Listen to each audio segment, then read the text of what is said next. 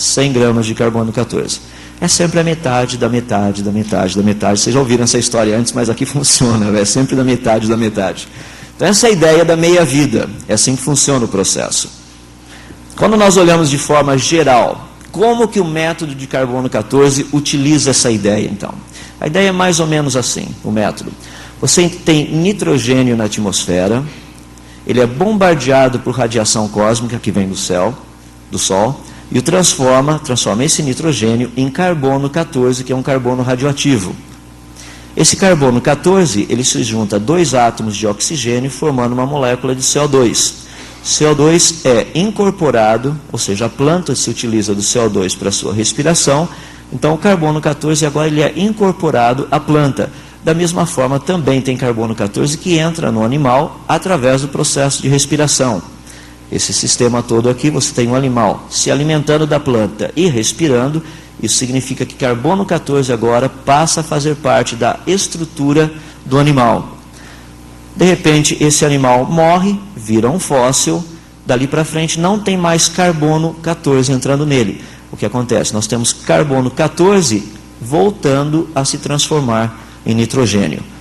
Se eu puder medir quanto de carbono 14 esse fóssil que eu encontrei hoje tem, e comparar com quanto ele tinha no passado, essa diferença me dá praticamente a idade do fóssil. Deixa eu me dar um exemplo para vocês. Eu pego uma bacia cheia de jabuticabas. Todo mundo conhece jabuticaba, né? Aquela frutinha preta pequenininha. Eu pego e coloco jabuticabas lá dentro. 100 jabuticabas. Tá? Vamos pegar uva, por exemplo, se você quiser. Colocamos 100 uvas dentro dessa minha bacia para colocar num quintal, algum lugar assim.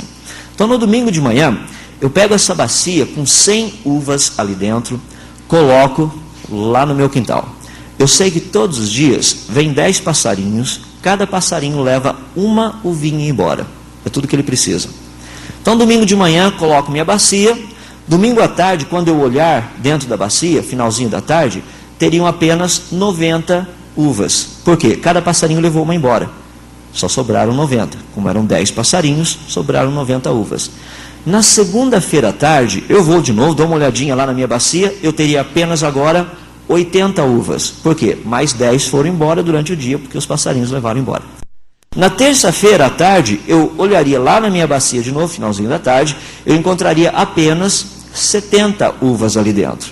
Por quê? Mais 10 foram embora durante o dia. A pergunta é, que dia da semana eu teria apenas 30 uvas lá dentro? Bom, se desaparecem 10 por dia, e eu comecei com 100, 70 já desapareceram. Se 70 já desapareceram e desaparecem 10 por dia, é porque 7 dias já se passaram. Significa que o dia da semana que eu teria apenas 30 uvas, seria o sábado à tarde. De domingo a sábado. Essa é a ideia. Só para ter um pequeno exemplo, como funciona o carbono 14. Eu saio andando por aí, encontro um pedaço de carvão de uma árvore que morreu numa erupção vulcânica, virou um fóssil. Então o que acontece? A pergunta é, quando ocorreu essa erupção vulcânica então? Vamos ter uma ideia. O que eu preciso saber é pegar a informação, ou seja, o que está disponível desse pedaço de árvore fossilizada, desse pedacinho de carvão. Eu levo esse material para o laboratório e vou medir quantas desintegrações, ou seja, quantos átomos de carbono 14 estão se desintegrando por minuto por grama de carbono. Então, pego esse negócio, levo e meço. Quantas desintegrações esse pedacinho me deu? 7. Daí tem uma outra pergunta. Se tivesse ocorrido hoje, eu pegasse esse pedacinho de carvão e fosse medir, quantas desintegrações eu mediria? Então, eu pego, levo no laboratório, faço um teste. Hoje eu sei que existem 15,3 desintegrações por minuto por grama de carbono. Bom, se hoje o índice é esse, e eu só tenho 7, é porque 8,3 já desapareceu. Agora, o que significa esse desaparecimento de 8,3? Significa que isso se deu no passado. Então, a gente pega nossas queridas equaçõezinhas, que todo mundo gosta, como já vi que todo mundo gosta de matemática, agora estamos trabalhando com a parte de química, a área de concentração. Pega os valores, concentração inicial, concentração final, meia-vida do carbono, constante e tudo mais, aplico todo o sisteminha nosso aqui, faço os cálculos, coloco no computador, o resultado me deu 6.500 anos. Ou seja, essa erupção vulcânica deve ter ocorrido há 4.500 anos antes de Cristo. Assim é que funciona o carbono 14. Essa é a estrutura por trás da metodologia de datação do carbono 14. A questão toda é que existem alguns problemas. Primeiro, a nível de quantidade. Tem uma situação extremamente séria que tem sido adotado e que é um problema sério. É essa. Assume-se que a proporção de carbono 14 na atmosfera tem permanecido constante dentro do presente nível, ou seja, aqueles 15,3, pelos últimos pelo menos 50 mil anos. Ou seja, para cada 1 trilhão de átomos de carbono, 1 é carbono 14. Assume-se que a Terra continua produzindo a mesma quantidade de carbono 14 por ano, que é mais ou menos 9,8 kg de carbono que ela produz por ano, carbono 14. Essa foi a proposta que o Wheeler Lieb fez na sua monografia entre 52 e 53. A questão é que quando nós observamos isso e olhamos, que são análises, por exemplo, de anéis de árvores, você mede a quantidade de carbono 14 nesses anéis, você percebe que está havendo um aumento de carbono 14. Por exemplo, meu fóssil, daquela árvorezinha, eu meço a quantidade de carbono 14 que tem nela, 7 desintegrações por grama de carbono por minuto. Quanto de carbono havia quando aquela árvore estava viva? Quanto de carbono havia na atmosfera? Assume-se que era 15,3. E se fosse 10? Se fosse 10, essa árvore não tem mais 6.500 anos. Ou seja, a erupção não aconteceu há 6.500 anos atrás.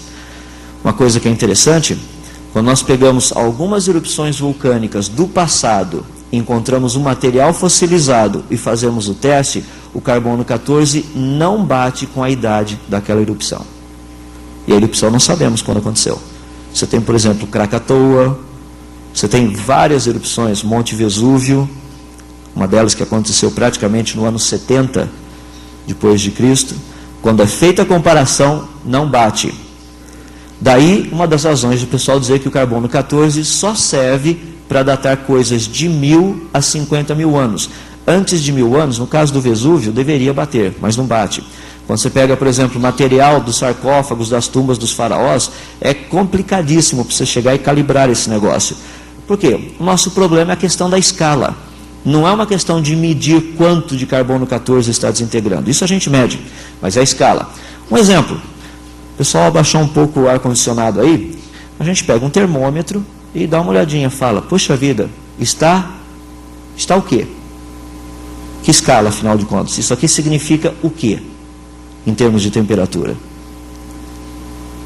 Eu poderia chegar e adotar algumas escalas. Por exemplo, 3 escalas, 3 temperaturas. Eu diria, essa temperatura aqui, mais ou menos aqui dentro, está por volta de uns 298 graus.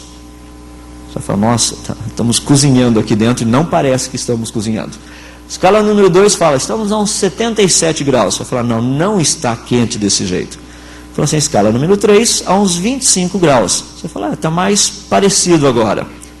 Sem dúvida. Qual das 3 escalas, no caso, representaria isso aqui? As 3. Uma está em Kelvin, a outra em Fahrenheit, a outra em Celsius. Quando nós medimos uma quantidade de carbono 14, qual escala que você usa? Essa escala significa o quê? Esse é o grande problema do carbono 14. Será que 1 ano de carbono radioativo significa 1 ano de 365 dias?